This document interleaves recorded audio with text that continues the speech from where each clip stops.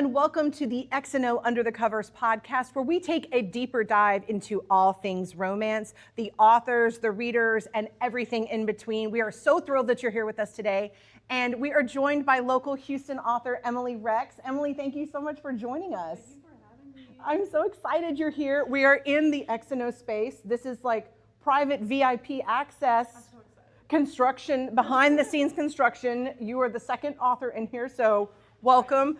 I hope you can see the vision. It's going to be great. We just have to kind of get through the tough demo portion first. So we're super excited to have you here. And we just really wanted to talk to you about a couple different things. First and foremost, congratulations on your newest release, your baby here, Love on the Block. You want to tell us a little bit about what the story's about? So Love on the Block is a professional women's volleyball romance set in Houston. It's based off of the history of professional women's volleyball in the United States. So I'm sure most people only recognize volleyball from like the Olympics. Right. But most other countries, Korea, Turkey, Italy, have professional women's volleyball leagues in their states. I didn't and in know their that. countries. I didn't know that. And America had one, but only for 2 years in the 80s, and then It was just and then it done. was just done. Okay. And so up until about 3 years ago, if you wanted to play professional women's volleyball, you had to leave the States and go live in another country and play internationally. Wow. There was no way to play in a league in the States. Okay. And so that is where this book starts. Basically, the two main characters meet at what is the University of Wisconsin, and they become best friends, and then when they graduate, they go their separate ways to play their professional sports. He plays professional football, and then she goes to live in Italy and play professional volleyball. Okay. And at the beginning of the book, she is moving home for the first time in 5 years to play in the inaugural season of a brand new U.S. women's professional volleyball team. That's awesome. If only that were real life. That's fantastic. And It it's is. Oh, it's set in, okay, so it's set in Houston, right? Yes. You are a native Houston girl? I am. Okay, like myself, we were talking before we got started. We're like entrenched, firmly Houston, going back. So was that part of your decision? Like, I'm going to set this in Houston. Like, I'm going to represent. Yeah, I think when you're first starting, you write what you know, Yeah. what you're comfortable with, and I've been here so long. But also, I think there's a lot of things about Houston that makes for the perfect setting that it gets overlooked for bigger cities like New York or LA or Toronto or whatever. And we have any kind of food you could possibly think of, and it's good. So Any good. kind of fusion of food you can think of. We have beautiful museums, we have beautiful art, we have concerts, we have professional sports. Like, we kind of have it all, and I feel like it gets overlooked a lot because it's not like glamorous. You know what I mean? Yeah, I definitely think that there is a glam factor that's missing here. But once you get to Houston and you see the vibrancy of the city, I love being from here. And I know I'm from the surrounding area, Houston and the surrounding areas. But my mother was from here, and then her mother in front of that was from the Heights. So I feel just a really deep connection to the city. How has the response to Love on the Block been so far? It's been really good. I had more ARC readers than ever Yeah. apply to read. I already have more reviews for it on like Goodreads than Awesome. the first book does. It's only been out like a month. Right. So it's been absolutely a whirlwind. So you mentioned this is your second book, correct? Yes. So first book is Red Zone Realizations. Tell us a little bit about that. Red Zone Realizations is also a professional football romance novel. So they're interconnected standalones. All the men play for the same Okay. Hurricanes Yes. fictional football team. Right. So that's how they're all interconnected. But the first one really is inspired by my personal choice to be child-free. My husband and I have been together 11 years and married almost 5, and we still don't really have any intention of having kids. Cool. And I read like 100 romance novels a year. Yeah. And every epilogue, every Happy Ever After. Happy Ever Yeah. After, Mhm. it seems like 70-80% of them Yep. all comes with a white picket fence and a house and a baby. Yep, there's a baby And carriage. I Yeah. said, why? Mhm. Does it have to? Can we not find this happily ever after without children? Sure. So I set out to write a book. In the prologue, she ends her engagement over her desire to stay child-free. Okay. So she never changes her mind in the whole book, and she literally runs into a NFL player at a local yoga studio, which is based off of the yoga studio that I went to when we lived in the Heights. Nice. And so if you read that book and you're from Houston, you'll find a couple places. I didn't change the name of like a coffee shop or a restaurant that I like, the Houston Museum of Natural There's some Science. Houston Easter eggs in this one. Yeah. There's a lot of Houston Easter eggs in the first one. The second one is a fake dating plot. Okay. And so towards the end, they go to Wisconsin so that she can be his fake date to his brother's wedding. Okay. And the small Wisconsin town that the main character is from is based on the town that my husband's family is from. Okay, very cool. So I studied Wisconsinisms for like 10 years. You know all, you know all the phrases and all the sayings. I know all of it. There is a good friend of mine has a business up there, and I'm like, you're saying what? There's just a lot of It's very specific. there's a lot of colloquialisms for sure. It's one of my favorite words. Yeah, so those made it into the book. And a lot of them. A lot of them made it into the book. If Fantastic. You're familiar with Wisconsin, Spotted Cow was in there, which is a beer you could only buy in Wisconsin. I've never heard of Spotted Cow. It's very popular there. Quick Trip is a gas station. I know Quick Trip. That I know. It's Yeah. more than a gas station. And so like a couple years ago, they built one in my husband's small town, and we went for Christmas. And every single conversation was like, have you been to the new Quick Trip? Have you been to the Quick Trip? I feel like that's our Buc-ee's. Like, have you been to the Buc-ee's? Then there's a Quick Trip. Yeah. It's just like Buc-ee's. And it's a small town, too. Okay. A very small town. His whole family is from there. Him and his brothers were born there. And there's a couple things in there that, like, So they made it into the I book. experienced Yeah. by myself. Maybe not as the main character. Right. But I was just, like, maybe in the car or something like that. But it happened to me. You're thinking, you're like, It I'm made going to it write into the about book. this. I'm going to make this. It's just so small town Wisconsin. You can't have a I've got to make it setting in. without it. So when did Red Zone Realizations get published? November 7th, 2025. Okay, so, and then your newest release with Love on the Block, you said just a month ago. Late April, yeah. Okay, so before we got started here, you told me, how long did it take you to write each? Because this is amazing. I can't believe this. That's so hard because from start to publication, Red Zone Realizations was like 3 years. Okay. Because I was working full time at Amazon as a technical writer, and I was writing this on the side, and I was like, it probably is not ever going to go anywhere. And then my contract with Amazon ended, and I was like, I'm going to be so set finding a new job because I have 2 years at Amazon under my belt. Right. And the time I was at Amazon laid off 20,000 people, Google laid off 20,000 people, Meta laid off 20,000 people, Facebook laid off 20,000 people, and I could not find a new technical writing job. And we're in the rise of AI, which technical writing is one of the first things. That even without AI, just when things get tough, like technical writers are sometimes the first people to go because they're like, oh, the developers can just write everything. Sure, yeah. Go for it if you want to, but knock yourself out, yeah. So I looked for jobs, I took contracts I hated, and then at some point my husband was like, is your book not done? And I was like, ooh, what do you mean done? Like, that's aggressive. Coming at me with is my book done? Yeah, is it It's fine. Is it publishable? Probably not.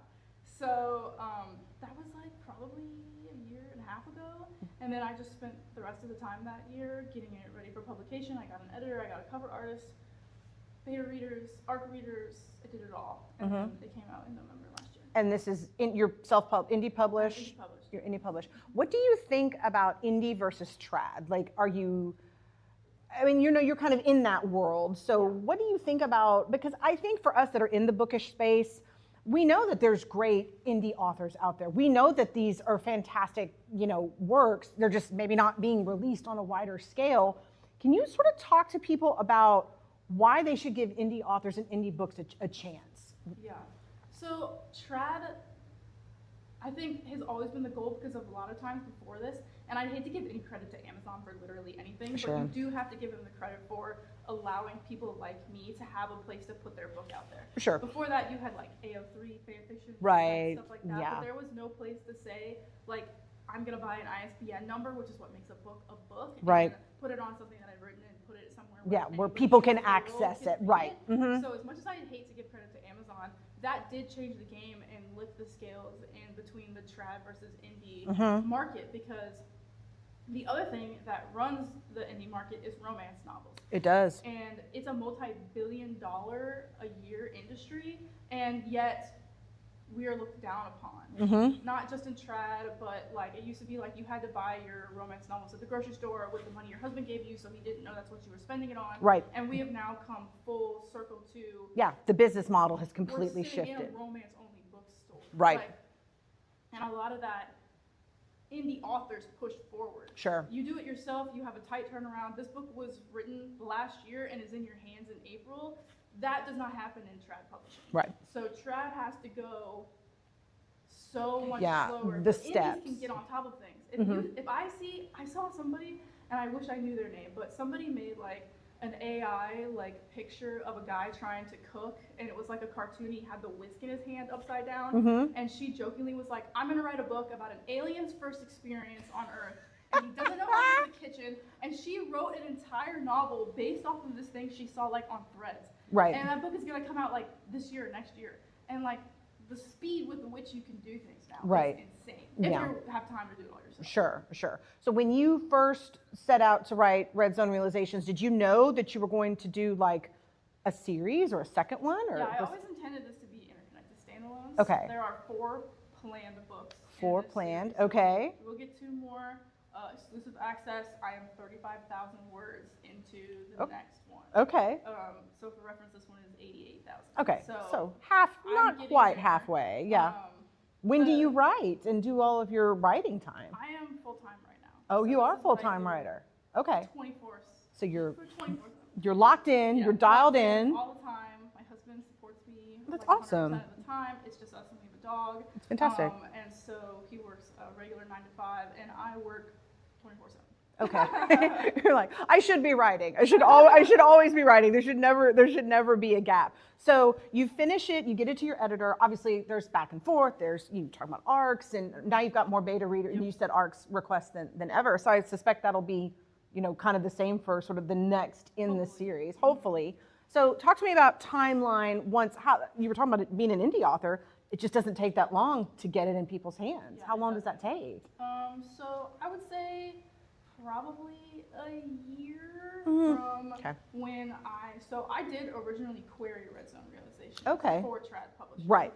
And once I realized how slow it truly was, I was like, you know what, I might be able to just do this myself. Yeah. So that was like January 2025, and it came out in November Yeah. 2025. So, and that is then a new round of editing, copy edits, proofreading, ARC readers, everything was all in that time. And I rewrote the first 25% of Red Zone Realizations after it came back from an editor. Really? Okay. And I just, like you said, like what's the difference between trad is, I don't know if my book, I would have ever gotten to the state and the like excellence, I don't know how to say it. Like Yeah, it is no, it's now okay to say it. without having to look for an editor. Mhm. Because they say like, oh, you shouldn't have your book edited professionally if you're gonna try and query it, because the publishers want to know what you can do, they don't want to know What an editor is guiding you but to how do. would it have ever how would I have ever been to that point without my editor, Right. who is so great and amazing.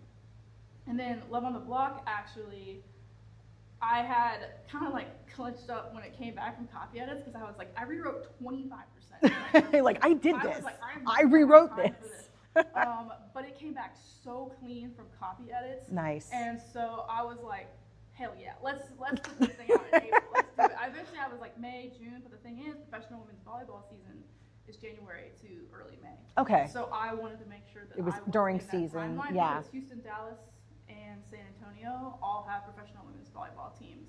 This is right now. awesome. Where do you go to see them play? Like, Okay, where so are they at? Houston, they are League One volleyball. Okay. Houston is the name of the team. Okay. And then they play 50% of their games on the north side in Cypress right here. Oh, wow. And then they play 50% of their games on the south side. I totally didn't know this. Like, Yeah. this is, sidebar, this is completely amazing. Yeah. I love volleyball. No, it's And amazing. I always thought, like, for women, it just, like, especially if you were, like, really good, and you want to play at the collegiate level. I mean, I know a lot of young girls, want to do that, but, I mean, I just thought that was sort of it, unless you went to the Olympics. I had Yeah. no idea about any of this. That's fantastic. Yeah. Well, you heard it here first. We're not just talking about books. We're talking about professional women's volleyball, Yeah. which you can go watch. And I think you can see my passion for the game. Yeah, that's in awesome. Love on the Block. Mhm. I do play, not I'm a high level. I play- I'm not a professional volleyball player. I like to say I missed the height range challenge for like any kind of sport because I'm too tall to be a gymnast and I'm too short to be a basketball player or a volleyball player. But you like so sports. I'm like just in that like weird height area. The zone. But I play like recreational 6-on-6 co-ed volleyball 2 days a week. Nice. All the time. So I'm not great, but it's something I have a passion How for. tall is your understanding the female game. character? in this She's book? 6'1". She's 6'1". Okay, so is that's really what you have to be Yes, to play so professional ball? The shortest person on a volleyball court tends to be the libero, the defensive specialist. Right, and They're okay. like 5'10". Okay. The tallest, maybe a middle blocker, 6'4", if you've got a really good tall one. Wow. But she's a outside hitter or opposite hitter. Okay. So she's on the other side. Average like 5'11", 6'2". So she's 6'1" and he's 6'5" because he is a defensive lineman. Okay. So he pushes people around. Yeah, we appreciate that. We appreciate that for sure. So talk to me a little bit about, we talked about your process for getting things written and published. For your next book or the next books in the series, they're all going to be sports related, I'm assuming, or are you going to do something different?